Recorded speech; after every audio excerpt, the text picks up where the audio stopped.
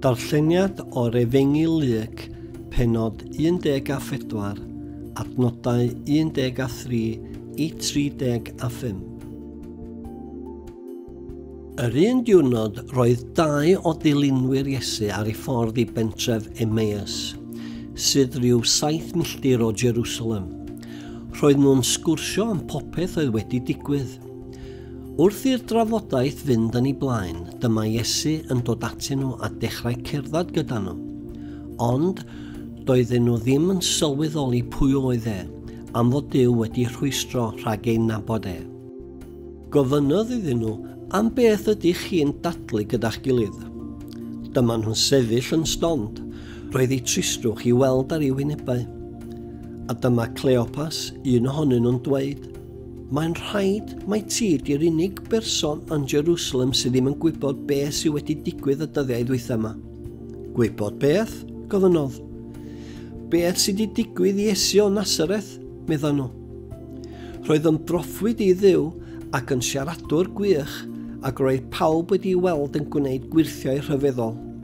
Ond dyma'r prif offeiriad a'r arweinwyr crefyddol eraill yn ei arestio a drosglwyddo i'r Rhufeiniaid i gael ei ddedfrydu i farwolaeth a'i groesoelio. Roedden ni wedi gobeithio mai fe oedd y Meseia oedd yn mynd i ennill rhyddid i Israel. Digwyddodd hynny echdoi, ond mae yna fwy. Yn gynnar y bore yma, dyma rhai o'r merchaid oedd gyda ni yn mynd at y bedd, lle roedd ei gorff wedi cael ei osod. Ond doedd y corff ddim yno. Roedden nhw wedi dweud eu bod nhw wedi gweld angylion, a bod rhaini wedi dweud wrthyn nhw fod Iesu'n Dduw.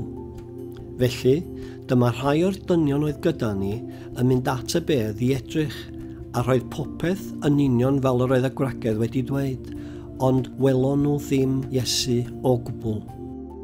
Ydych chi mor ddwl, meddai Iesu wrth y 2 oedd yn cerdded gyda nhw? Pam ydych chi'n chael ei mor anodd i gredu cwbl ddywedodd y proffwydi? Maen nhw wedi dweud fod rhaid i'r Meseia ddeoddef fel hyn cyn iddo gael ei anrhydyddu. A dyma Iesu'n mynd dros popeth ac yn esbonio iddyn nhw beth roedd Moses a'r proffwydi eraill wedi ei dweud amdano yn yr ysgrifau sanctaidd. Pan roedden nhw bron a chyrraedd pen y daith, dyma Iesu'n dweud ei fod yn mynd yn ei flaen. Ond dyma nhw'n erbyn y dear arno. Tyr di aros gyda ni dros nos, mae'n mynd yn hwyr, felly aeth i aros gyda nhw. Pan roedden nhw'n eistedd wrth y bwrdd i fwyta, cymerodd dorth o fara ac adrodd gweddi o ddiolch cyn ei thorri a rhannu iddyn nhw. Yn sydyn, dyma nhw'n sylweddoli mai Iesu oedd gyda nhw.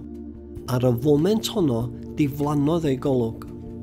Dyma nhw'n dweud wrth ei gilydd, roedd ni'n teimlo rhyw wefr fel petai calonau ni ar dan wrth o siarad â ni ar y ffordd ac esbonio beth mae ysgrifau sanctaidd yn ei ddweud. Ymhen dim o amser, roedden nhw ar ei ffordd yn ôl i Jerusalem. Dyma nhw'n dod o hyd i 11 disgybl a phawb arall gyda nhw. A'r peth gyntaf gafodd ei ddweud wrthyn nhw oedd, mae'n wir, mae'r arglwydd wedi dod yn ôl yn dduw. Mae Simon Pedr wedi ei weld. Yna dyma'r 2 dweud beth oedd wedi digwydd iddyn nhw ar ei taith, a sut wnaethon nhw sylweddoli pwy oedd Iesu wrth ddod dorri'r bara.